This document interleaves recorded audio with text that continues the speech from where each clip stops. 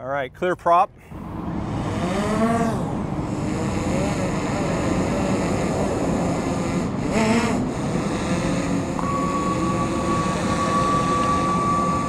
I thank you all for coming this morning to our brief presentation on our drone program. Today you have the opportunity to look at some of our equipment.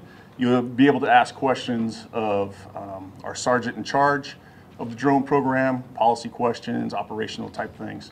And so with that, Jim Defrain, he is the Metro Bomb Squad Sergeant, and he is now the sergeant in charge of our drone program. So, Jim Defrain.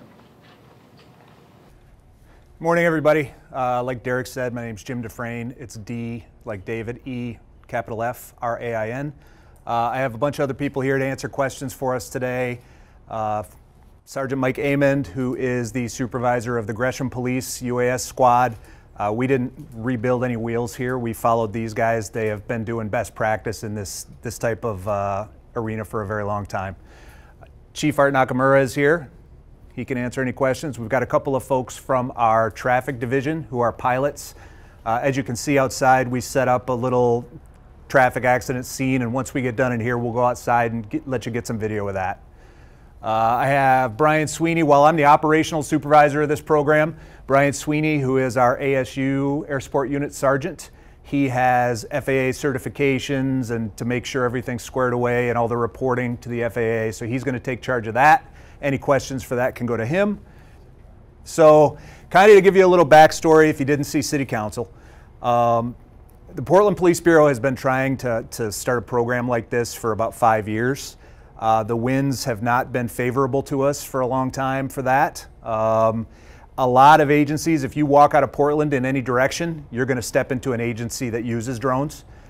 So we are a little bit behind. Like I said, we're not trying to recreate anything here. We are taking best practice from other agencies. One benefit from being so far behind on this is we got to see what people are doing wrong and what people are doing right, and then we tailored our program to do all those right things and still recognize the legitimate concerns of the community as far as privacy is concerned.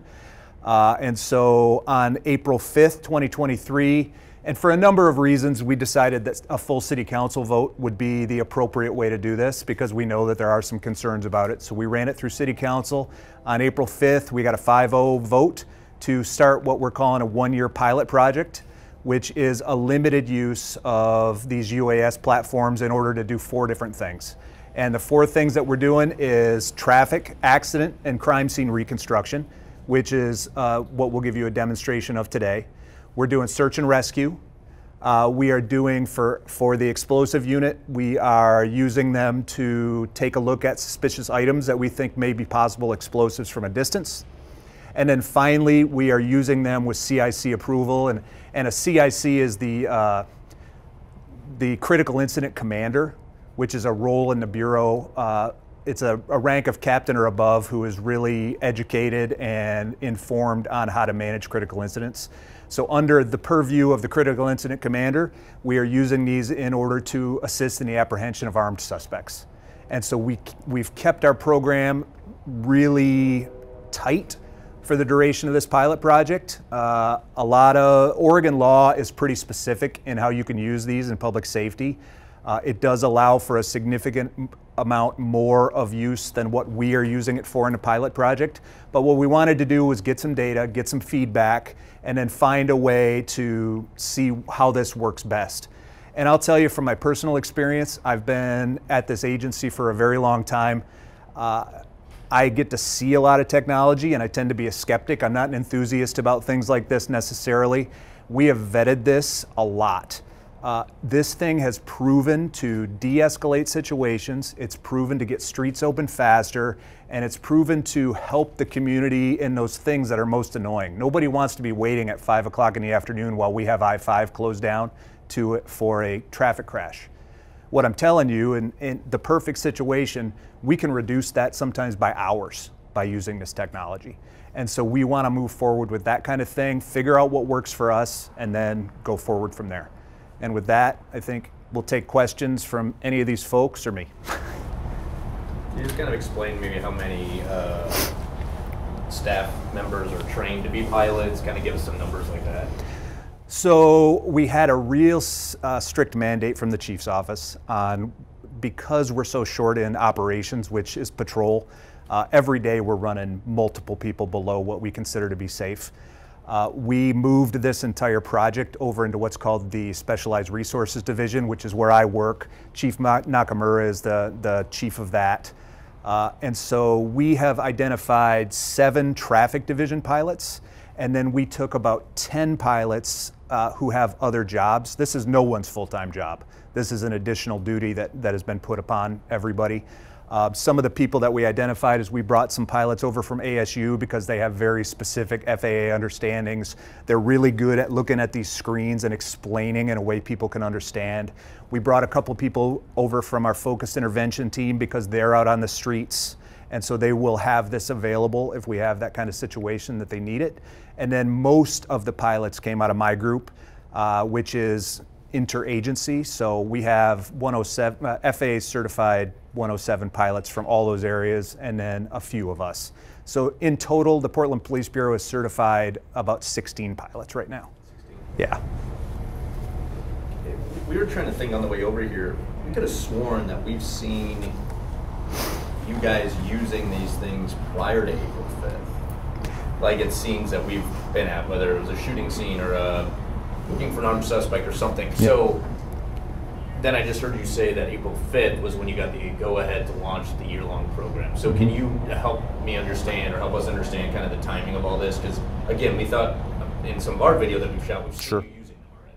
So we've never used them. We had, there were times when chief level people approved, because there was such a significant life safety issue, we had Gresham come out and they supported us. If some of y'all might remember when the guy was shooting out from the 3rd-story window a couple of years ago, he had fired 30-some rounds at police. They were entering other people's apartments. There was no way to get to him. Every time we tried to negotiate with him, he was shooting at us. At that time, Deputy Chief Frome, and this was kind of one of the first significant UAS events that we had here, Deputy Chief Frome authorized Gresham to come out and look into those windows for us. And there was just no other way. Like, we had expended every tool. We had nothing left. And so Chief Frome approved these guys to come out. And within 10 minutes, they had looked in this window and knew everything that we needed to know. That allowed us to slow this thing down and avoid hurting people, avoid us getting hurt. And so, yeah, I mean, in summary, you've probably seen these guys 20 times in the last couple of years. So if we've seen it, it's not you guys, it's partnering agencies that are helping out. Yeah, that's correct. Can you remind us how many aircraft or how many drones will be part of the pilot program? And also, are there any special procedures that have to take place before you set one up? I mean, can you just kind of launch it as needed? Sure. So Chief Nakamura wrote a pretty specific standard operating procedure for us. And especially during this pilot project, we are operating under real strict rules. As far as these, you see most of our fleet here right now. We don't have, so the 2 here, the 2 gray ones, we have 2 each of those. And that is simply because batteries run out so fast, and there's things that we're doing that we want to not lose situational awareness on, so we can have one go up while we bring the next one down.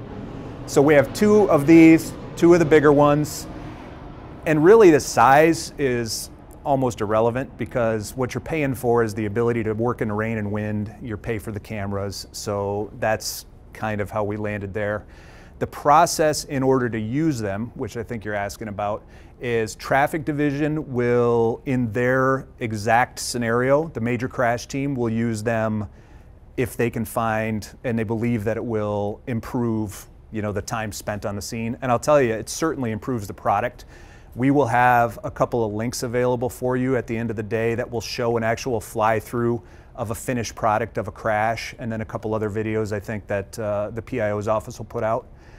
In order to use it for any of the other reasons, the explosives, the armed person, or the search and rescue, that goes through the chief's office. The chief is the head of all the critical incident commanders, and so it directly comes down from the chief through me and then out. Okay, so you guys get an okay on your end and then launch. Okay. Yes. I guess I've got it. reach to do things that normal citizens with a Flight Code 107 permit can't do, like flying over people, flying over traffic, things like that? Or are you? We are 107 certified. We don't currently have what's called a certificate of authorization in the city, which would allow us to do some things other people can't. Currently with your 107, and I don't want to get into the minutia too much, but you can, to a limited extent, fly over people. You can, to a limited extent, fly at night. And then there is some Oregon law that allows law enforcement to do some things that probably the regular commercial pilot can't. So April 5th, you guys get the go-ahead from City Council to launch the one-year pilot program. Does something, did you have to go through City Council again once this pilot program is over to say, hey, full speed ahead, let's do this, like everything worked out? Like, what's that look like? We'll prepare a report for City Council at the end of this and make a presentation, probably in full council, talk to them about what's happened and make our recommendations for moving forward. But you don't anticipate, I mean, the fact that you're launching this, the community should expect that this is here to stay in all likelihood. Watching everybody else, I don't see how it wouldn't be. It is just, it's so valuable. The ability to do things with less cops, do them smarter, do them faster, reduce the inconvenience to the public. I was surprised at City Council. We had one person come and testify negatively. We just didn't have as many people come and be super negative about it like we're used to on some things. And I think that's because everybody knows what these are. You could go over on Amazon or you could go to DJI and buy these things for yourself. Everybody's pretty familiar with them, and I think they understand kind of the use of them. Specifically, could you reiterate, I mean, we talk about these being really helpful in crash scenes. What exactly does it help with? Just photographing the scene, being able to sort of reconstruct? What exactly, how are they valuable in that? Sergeant Amen, would you mind answering that while I get a drink of water? So the drones Oh, you're going to have to step up, Mike. Sorry. Did you say and spell your name? You bet. So it's Mike Amend, A-M-E-N-D. And the question was, what benefits do the drones have when they're flying for like crash scene reconstructions? And there's a different version that a lot of agencies use that are non-drones, and that's called the Faro machine. The Faro machine takes a lot longer to process. What Sgt Defrain was talking about, it's hours usually to process a scene. And you are setting up a base station and moving this camera system around. The version that we had, you had to protect from the elements. You had to cover it with an umbrella while it was filming in the rain, and obviously we have a lot of that around here, so that was an issue. These drones can photograph that scene in probably a tenth the time, and what you're getting is you're getting usually 4K photos out of that, and then those photos are stitched together to make a photo mosaic of the actual scene. Whether that, again, that could be a crime scene or a traffic crash. So each one of those photos can be pulled out and showed to a jury if they need to, or they can see the full photo mosaic altogether. And it just provides, you know, I've used that example before from my experience. The Faro machine, it's good, but it's kind of like black and white TV versus 4K. So it's just a much better product for the victim's family, the jury, and anyone that would need to see that. Does that help? Yes. Okay. Don't go too far. Bottom line, you're pretty jazzed about adding this to the toolbox, it seems like. I mean, this is a good thing for you guys. Benner, I don't get jazzed about a bunch of stuff. I'm pretty jazzed about this. It is a very positive, and honestly, the mayor's office, every city council member, the chief's office, everybody has given us a mandate. Like, we don't do policing like we've done in the past. We have to find a new way to do things. We have to find a way to do things with less people. It's been a breath of fresh air. Everybody wants us to move forward on this. They agree with it, they like it. And so it's a great thing to see. It's a great thing to be part of right now. So we're pretty excited, yeah. Are these DJI? Our platforms are DJI, yes. Any concerns about the connection with China? I know it sounds like a bizarre question, but I have DJI equipment. Sure. You got to sign in. They know who you are, they know where you are, they know where your equipment's operated. Any concerns about that? You know, we're always concerned about it, but 80% of this market is DJI. More than that for, yeah, half the stuff you're carrying is Chinese made. We will stay on top of that. I've seen a lot of these things going around, but I don't see how the law enforcement market is massive for DJI. We looked at a bunch of other platforms, honestly, and they will admittedly say that they don't have the technology that DJI has right now at the price DJI has right now. And so I'm not doing a DJI advertisement, but I am trying to build a program on a limited budget that people can immediately see the effects of. And so that's where we end up. You mentioned that you were able to see other programs and their mistakes and kind of tweak yours and make yours better. What were some of those mistakes that you saw? Starting too fast is the most significant one. A lot of times people will just buy these things. The Portland Police Bureau is very good at writing rules. It's very good at administering things like this. And there's some agencies who would just say, you know what, I really like that, let's go buy it. They don't follow the FAA certification rules, or they don't know what they are. They fly for things that probably would not be ideal to fly for. And honestly, again, Gresham does such a great job at this. We just made a carbon copy of what they did. They recognize that we live in a place where people have certain expectations, and we adhere to those expectations.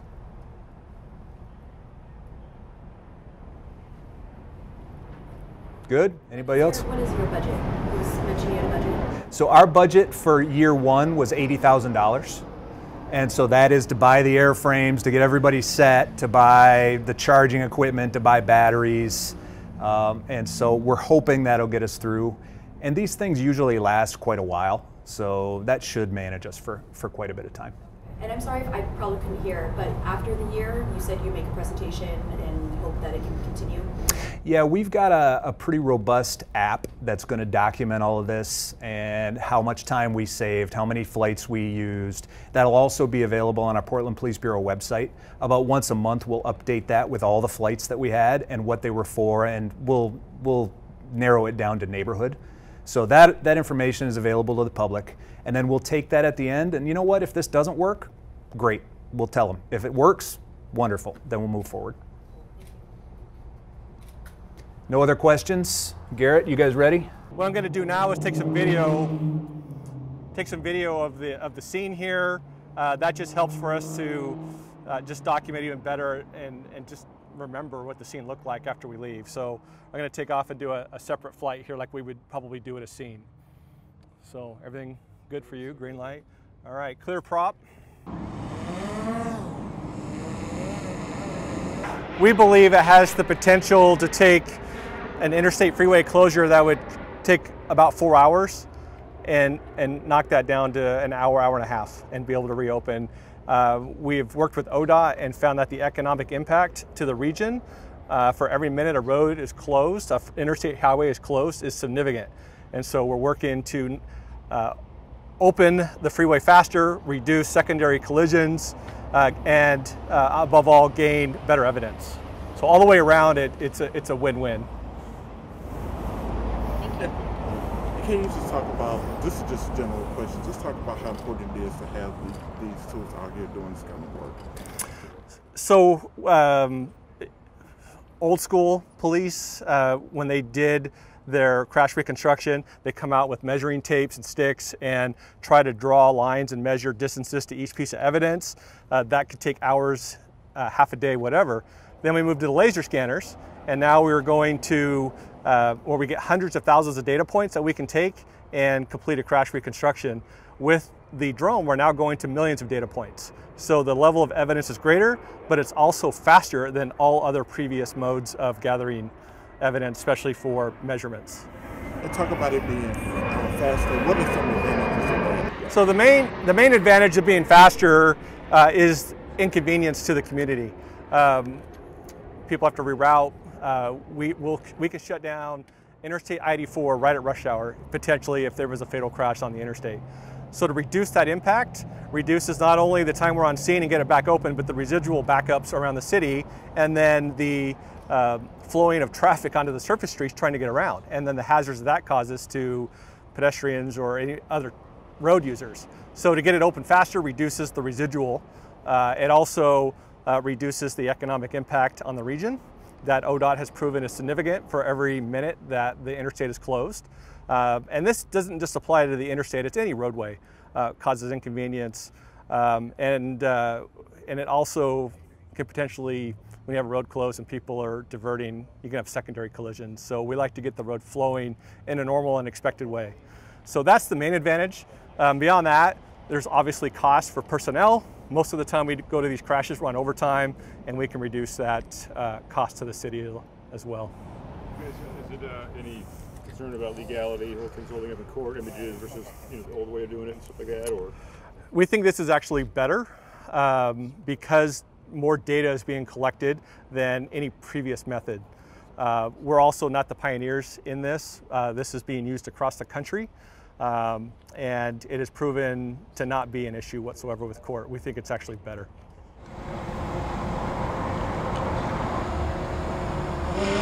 If we were using our laser scanner to scan this same area, it would probably take anywhere from 20 to 45 minutes depending on the resolution. So this thing definitely can save us time on obtaining scene evidence. What was that, the length of the flight? 2 minutes, 19 seconds.